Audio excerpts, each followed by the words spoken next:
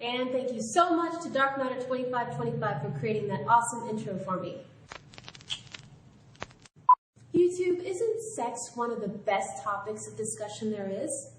In my opinion, there are a few things that are as interesting or more interesting, and I enjoy hearing people's opinions about it.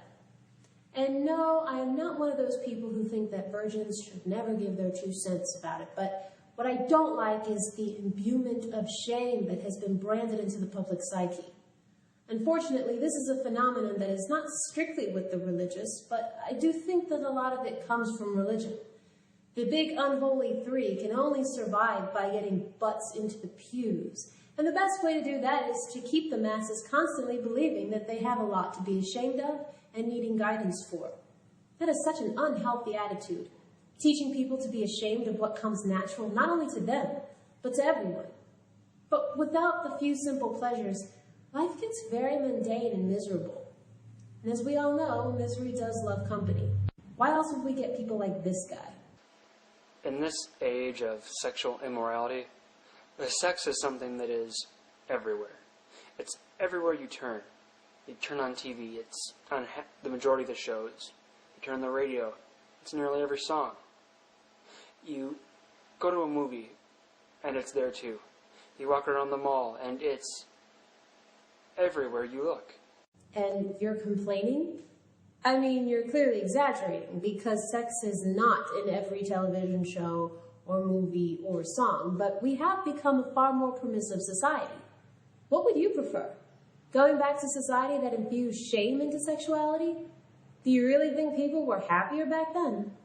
Obviously not, or our society would not have altered much of what is considered to be acceptable in media.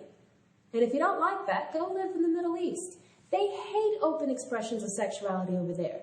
You'll love it. I was walking by a store at the mall this weekend, and they thought it would be a great idea to put these 2 half-naked people outside of their store.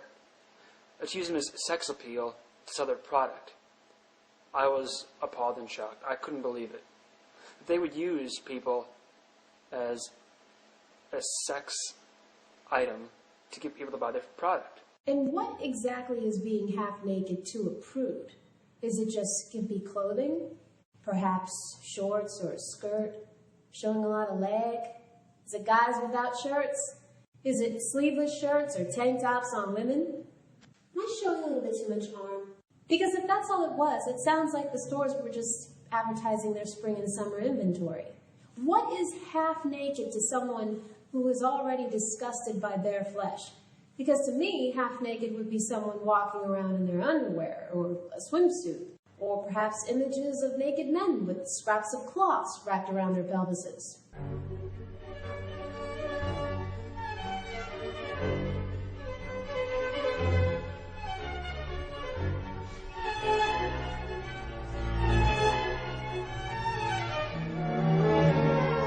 The thing is, I don't equate nudity with sex. And I don't incorporate sex with morality.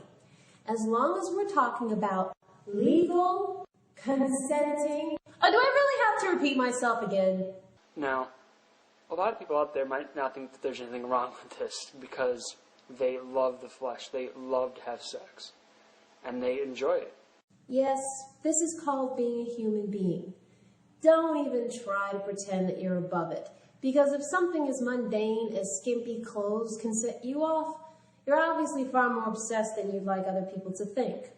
The sex instinct is inborn and activated at puberty, and no amount of religion or politics or self-delusion or shame will turn it off. It is totally natural to admire the naked form. And yes, sex does sell. Throughout human history, since the beginning of trade and commerce, sex has always been the biggest and most successful advertising tactic. Why? Because nature has made sex and sexuality one of the most pleasurable things in life to ensure our survival as a species. To despise that is to despise yourself and all of humanity. Now, sex is something to be enjoyed, but between a married couple, between one man and one woman in a married relationship. God doesn't want us to have sex outside of marriage. That's why He commands us to wait until we're married, and we should obey Him. I've never had sex. I'm waiting until I'm married. And who's to say that you will ever get married?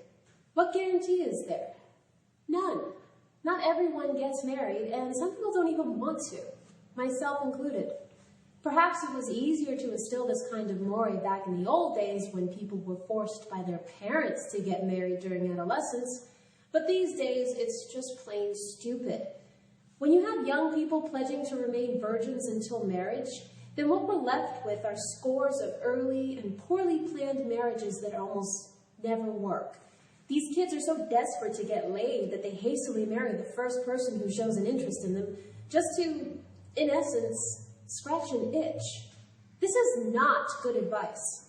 And I'm excited to share that experience with my wife when I do, so that it will be an amazing, real experience. Right. Because the first time we ever do anything new is perfect and spot on. We never have to practice or learn skills. We're all born with natural talent, aren't we? You see this face?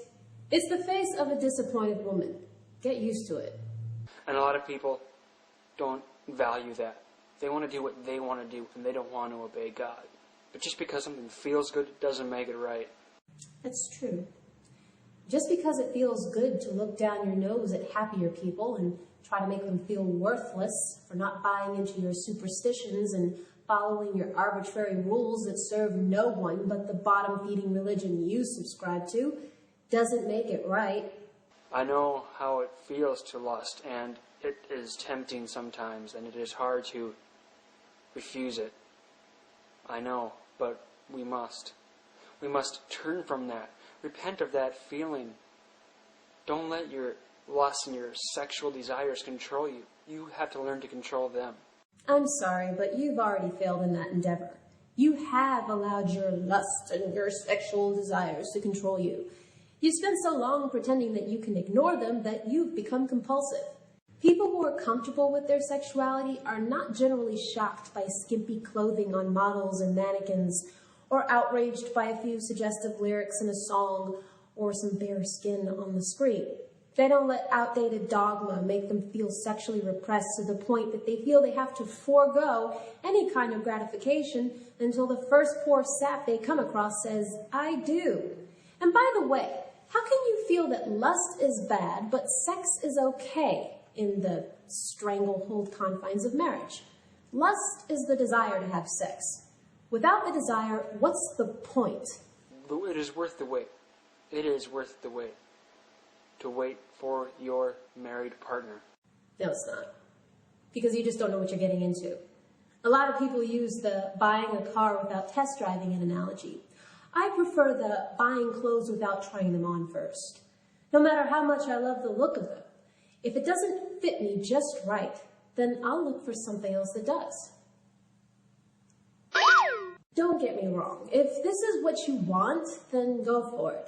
As you all may have already guessed, I am all for a permissive society with as few restrictions on personal liberty and sexuality as possible. And if there are some people who have decided that they would rather wait until marriage or just be celibate in general, then that's their prerogative. And nobody should be giving them flack for it. I personally don't like it when I hear people say, "Oh, he or she doesn't used to get laid." But in turn, virgins, like this guy, who constantly looks like he's on the verge of tears, should not be giving flack to people who have chosen to be sexually active outside of matrimony. That has nothing to do with your silly religion. That is about a sexless person trying to feel morally superior as a consolation for not getting it.